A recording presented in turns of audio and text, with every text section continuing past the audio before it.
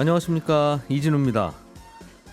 김포 장릉 보존지역에 지어졌다면서 문화재청이 공사를 중단시켰던 인천 검단 신도시의 아파트 단지에서 공사가 다시 시작됩니다. 문화재청의 공사 중지 명령이 부당하다는 건설사의 주장을 법원이 받아들인 건데요. 법원이 건설사의 주장을 받아들인 이유는 뭐고, 이 사태는 그럼 앞으로 또 어떻게 되는 건지 짚어보겠습니다. 최근에 해외 투자가 늘고 있는데 어떤 투자 상품이든지 그 상품에 어떤 위험이 있는지를 아는 건 매우 중요한 일입니다만, 해외 레버리지 ETN이라는 상품은 특히 더 주의를 해야 된다는군요. ETN이라는 상품은 뭐고 또 어떤 주의를 기울여야 되는지 자세하게 이 ETN이라는 상품을 좀 해부해 보겠습니다. 국내에 처음으로 출시됐던 P2E 게임, 그러니까 게임하면서 돈도 버는 그런 게임 중에 하나입니다. 무한돌파 삼국지라는 게임에 대해서 정부가 등급 분류 결정 취소 결정을 내렸습니다. 이 결정은 사실상 게임을 못 하도록 막은 거라는 해석인데요. 이 내용도 자세히 좀 들어보겠습니다. 12월 13일 월요일 손에 잡히는 경제, 광고 잠깐 듣고 시작하겠습니다. 네, 오늘도 고란경제 전문 기자, 손에 잡히는 경제 박세훈 작가, 김현우 행복자산관리연구소장, 이렇게 세 분과 함께 경제 뉴스들 정리해 보겠습니다. 세 분 안녕하십니까? 네, 안녕하세요. 자, 박 작가님께서 준비해 오신 소식. 네. 김포 장릉 근처에 아파트를 짓다가 네. 이 장릉이라고 하는 건 릉만 중요한 게 아니라 그 릉에서 보이는 여러 경관 자체가 문화재인데, 네. 그 경관에 아파트가 솟아오르면 네. 이거 어떡하란 말이냐. 문화재청의 허락을 받고 공사를 시작했어야지. 네. 공사하지 말고 저 아파트 잘못하면 철거할지도 모릅니다. 네. 라는 게 현재까지 이슈죠. 그렇습니다. 그래서 제가 전에 이 시간에 한번 말씀드린 적이 있는데, 문화재청이 건설사 세 곳한테 공사 중지 명령 내렸었거든요. 예. 문화재법 위반했으니까 결론 나올 때까지 스톱하세요라고 했는데, 그랬더니 건설사들이 아니 우린 법을 어긴 게 없습니다라고 해서 법원에서 판단을 좀 해주세요라고 했거든요. 예. 그랬더니 법원이 세 곳 중에 두 곳에 대해서는 공사를 중단하는 게 맞다고 판단을 했고, 나머지 한 곳은 공사를 계속 해도 된다라고 판단을 내렸거든요. 예. 같은 사안에 대해서 판단이 달랐던 건 판단 내리는 판사가 달라서 그랬던 거다라고 전번에 한번 말씀드렸는데, 예. 어쨌든 공사 중단 결정이 내려졌던 건설사들이 우리는 1심의 판결을 따를 수 없다라고 해서 항소를 했고요. 예. 항소를 했더니 1심 판결이 뒤집혔습니다. 항소심에서는 아파트 건설을 중단하지 않아도 된다라고 판단을 내려서 공사를 멈췄던 건설사 두 곳도 다시 공사를 시작할 수 있게 된 겁니다.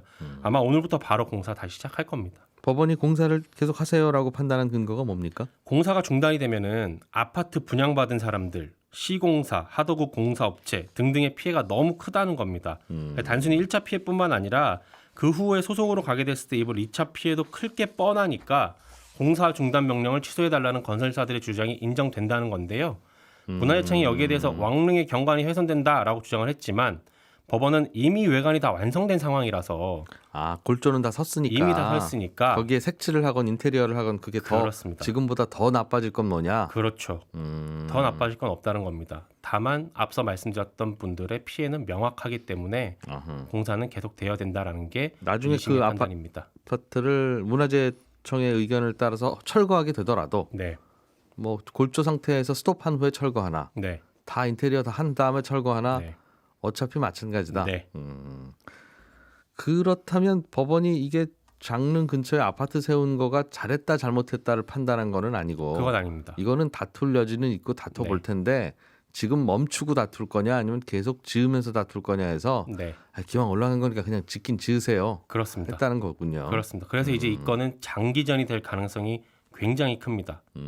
이 공사 중단 소송이랑 별개로 예. 문화재청이 따로 또 심의를 하고 있거든요. 이 심의 결과에 따라서 또 한 번 이 아파트의 운명이 결정이 될 텐데, 지난주에 문화재청에서 3차 심의를 진행을 했는데, 예. 이때 사실상 부분 철거를 생각하는 쪽으로 방향이 정해졌다라는 보도가 나왔거든요. 아, 그래요? 쉽게 얘기하면 깎으라는 겁니다. 아파트를 네. 지어 올린 골조를. 그렇습니다. 그래서 만약에 이게 최종 심의 결과가 부분 철거 혹은 뭐 완전 철거로 나오게 되면, 그럼 이제 건설사들은 다시 또 소송을 시작하겠죠. 그렇겠네요. 네, 예, 공사 중단 소송과는 별개로 다시 또 예. 소송이 들어갈 겁니다. 그럼 이 소송이 1심, 2심 그리고 대법원까지 가게 될 건 안 봐도 뻔한 일이고, 예. 그럼 그 사이에 또 이 아파트 분양받아서 혹시라도 들어가게 되면 이분들은 이제 또 계속 불안할 수밖에 없는 그런 상황입니다. 그러나 지금 공사가 중단된 상태에서 이제 이런 소송이 계속되면, 네, 그러면 이제 입주민들은 입주도 못하고, 네, 그런 상황이니까 건설회사가 더 초조할 텐데 네, 지은 건 다 짓고 아파트 입주 다 끝난 후에도 앞으로도 이거 소송 계속될 거 아니겠습니까? 그렇습니다. 그러면 이제 답답한 건 문화재청 쪽이 되겠네요. 그럴 수 있죠. 나름 중요한 판단이었네요. 이 가처분 소송이 네, 누가 칼자루를 쥐고 소송할 수 있느냐. 네, 경기도 파주에서도 비슷한 일이 또 생겼습니까? 네. 경기도 파주 운정 신도시에 분양 마치고 계약금까지 다 낸 아파트가 있는데 예. 이번엔 국방부가 아파트 높이를 문제 삼은 겁니다. 건물 높이가 최고 49층, 그러니까 170m가 넘어서 예. 인근에 방공포 부대가 있는데 방공포 부대에서 포를 쏘는 게 방해가 된다라는 게 국방부의 주장입니다. 그러니까 포 겨냥하다 보면 아파트가 중간에 걸린다는 거네요. 네, 잘 안 보인다는 거죠. 그래서 법원이 이 주장을 받아들여서 일단 공사를 중단하라고는 했어요. 여긴 골조가 완전히 다 올라간 상황은 아닙니다. 아 예. 건축 허가를 내준 파주시는 잘못이 일단 국방부에 있다는 입장이에요. 건축 허가 신청했을 때 주변에 군부대가 있는 걸 알고 사전에 협의를 해야 하냐라고 국방부에 물었을 때는 그럴 필요가 없다라고 해놓고 나중에 협의를 해야 된다라고 말을 바꿨다는 게 파주시의 입장이고요. 건축허가 내주기 전에 국방부한테 물어봤다 우리는. 네. 네. 그랬더니 된다라고 했더니 말을 바꿨다라는 게 파주시 입장입니다. 여기에 대해 국방부는 처음에는 운정 신도시 그 자체가 군사시설 보호구역이 아니라서 예. 아니니까 원론적으로 뭐 괜찮습니다라고 답은 했지만 신도시 안에 들어서는 아파트 단지들은 다시 예. 협의를 거쳐야 한다라는 입장입니다. 예를 들면 2019년에 들어섰던 아파트 같은 경우에도 높이 관련해서 국방부랑 협의를 했고 국방부의 판단 결과에 따라서 높이를 일정 정도로 낮췄다라는 게 국방부 입장입니다. 그래서 앞으로 이제 법원이 판단을 내릴 건데 대략 한 달 정도 안에 최종 결정 내릴 겁니다. 여기도 이제 또 그동안은 계약자들이 불안할 수밖에 없는 구조입니다. 예전에는 군부대와 아파트가 굳이 이렇게 붙어 있을 이유가 서로 없었기 때문에 그렇죠. 그래서 이럴 일이 없었는데 이제 슬슬 아파트가 이제 특히 이제 수도권 근처에는 산속 들판 다 이제 들어오다 보니까 네. 부딪히는 게 많네요. 네. 야, 근데 이 장릉 근처에 이 아파트 문화재 관련해서는 지금은 아마 잔금을 안 치르고 계실 텐데 네. 공사가 계속되면 소비자들은 잔금 치르고 들어갈 거 아니겠습니까? 네. 어떤 단지는 아마 조만간 내야 될 겁니다. 잔금. 그렇게 되면 이젠 그 이후에 소송이 진행될 건과 관련해서도 네. 이해관계자가 또 달라질 것 같은데요. 이 소비자들은 자칫하면 소송 결과로 아파트가 헐릴 수 있는 이 아파트를 네. 잔금 치르고 들어가야 되는지. 네. 그러니까 예를 들면 중간에 공사가 중단됐다면 어차피 잔금은 못 치르는 상황이고 못 들어가는 상황이니까 집단 행동도 가능하고 네. 그런데 이제는 소비자마다 뿔뿔이 나는 그냥 들어갈랍니다 하는 분도 계실 거고 네. 아니, 나는 위험해서 안 들어갈랍니다 하는 분도 계실 그럴 수도 거고. 있죠. 계약상에도 그 복잡해지겠네요. 건설에 문제가 있으면은 예, 돌려주는 것으로 되어 있는데 예. 건설이 다 되고 입주까지 가능한 상태라고 한다면 이제 건설사 입장에서는 그동안의 중도금이나 이런 것들을 돌려줄 필요는 없어지는 거죠. 이러나 저러나 건설사는 이제 손 털 수 있게 됐겠네요. 그렇게 될 되겠네요. 수가 있습니다. 점점 더. 김현우 소장님, 네. 해외에 상장된 주식이나 상장된 ETF, 네. ETN이라고 하는 것도 상장이 되어 있는 뭐 펀드 비슷한 거라고 알고 있는데 네.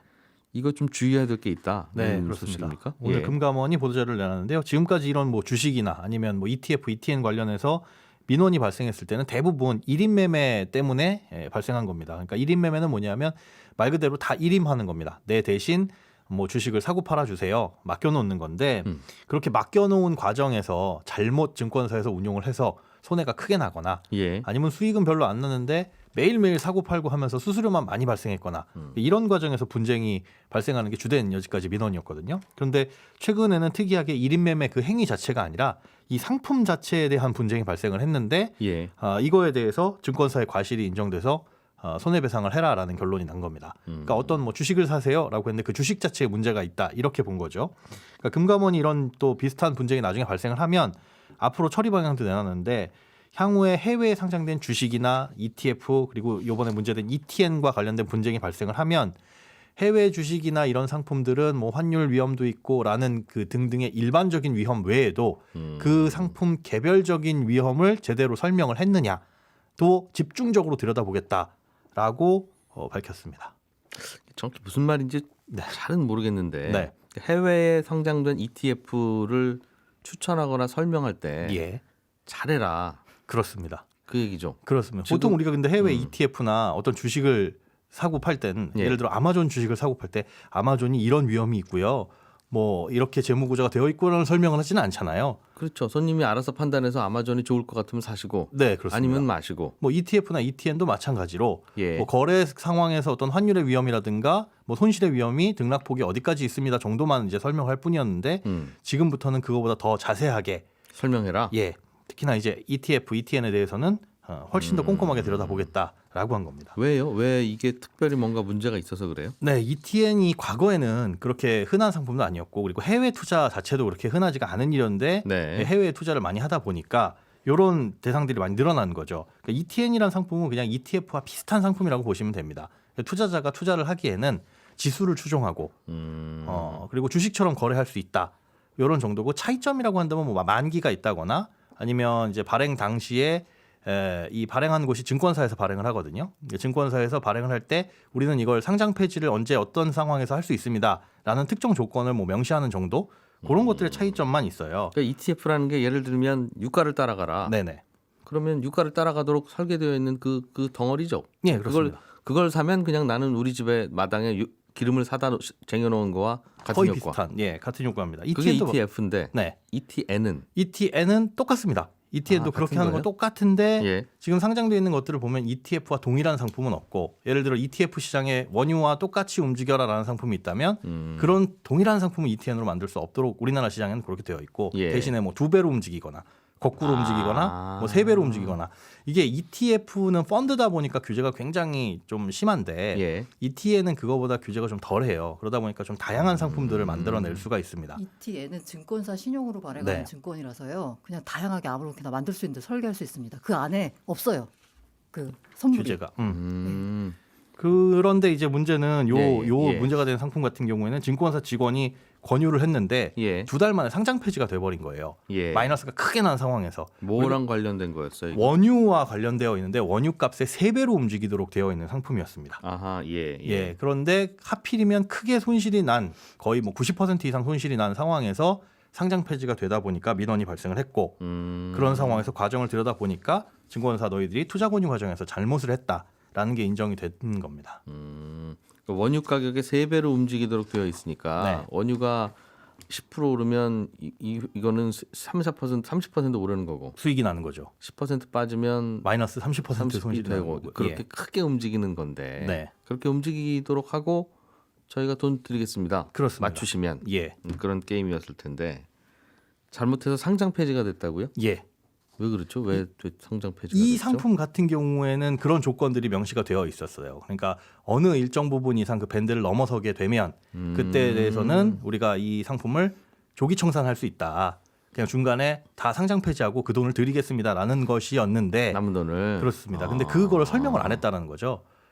그 처음에 우리는 100불로 시작합니다. 네. 그런데 이제 원유값이 20% 떨어지면 우리는 60% 떨어지는 거니까 40불 된 거예요. 그렇습니다. 거기서 10%더 떨어지면 이건 3배니까 30%더 떨어지는 거니까 네.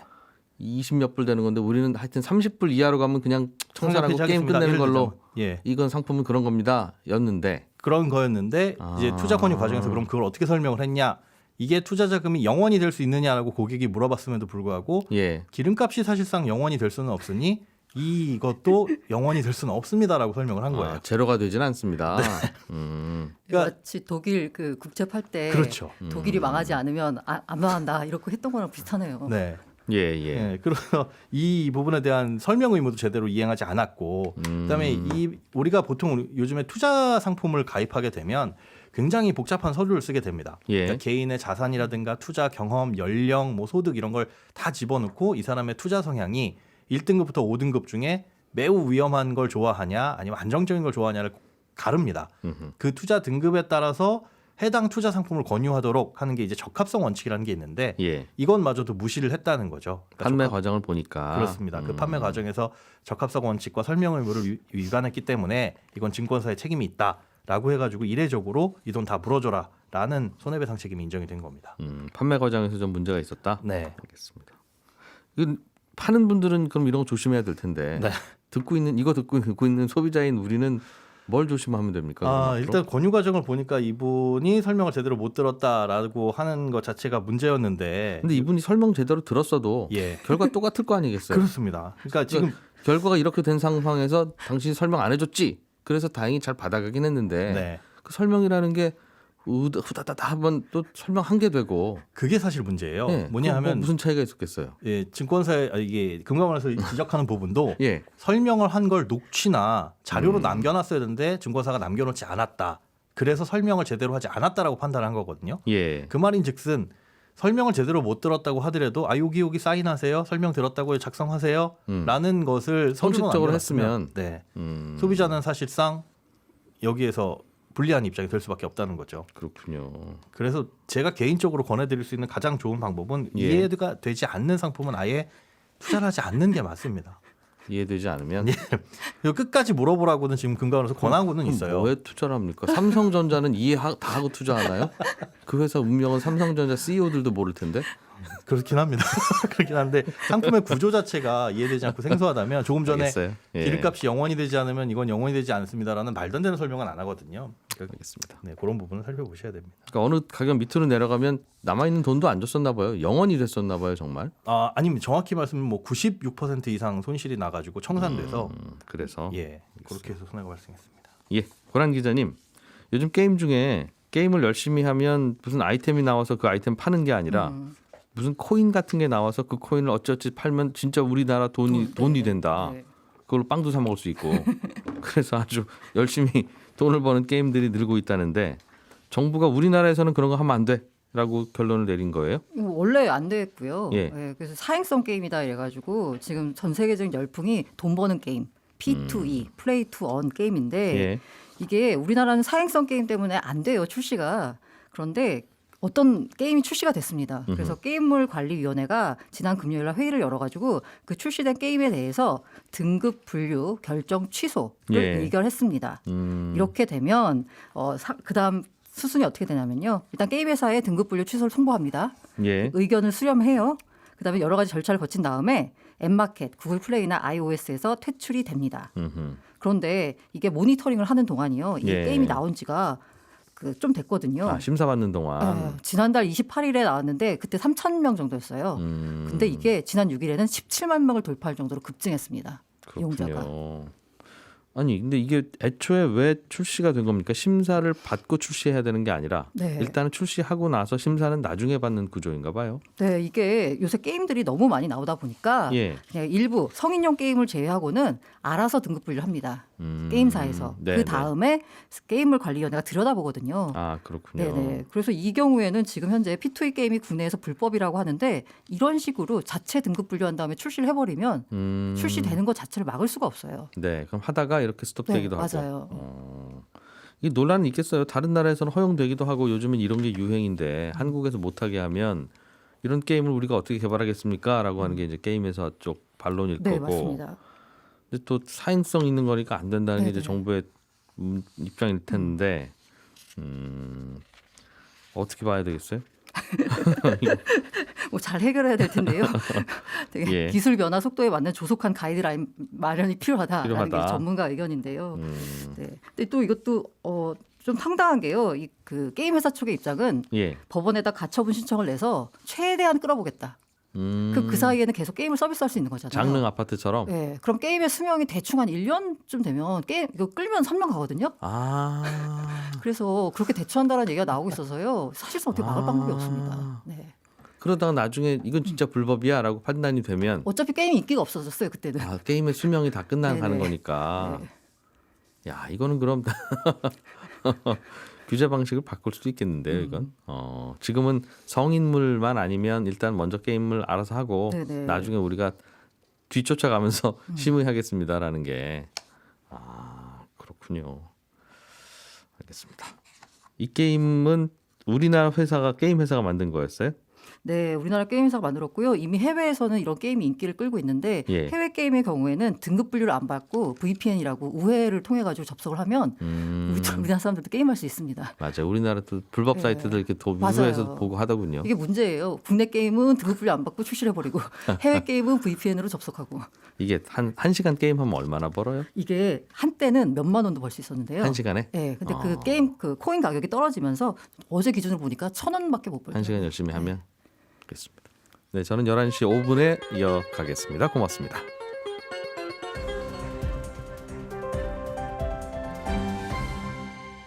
경제를 생각하는 사람들의 즐거운 습관.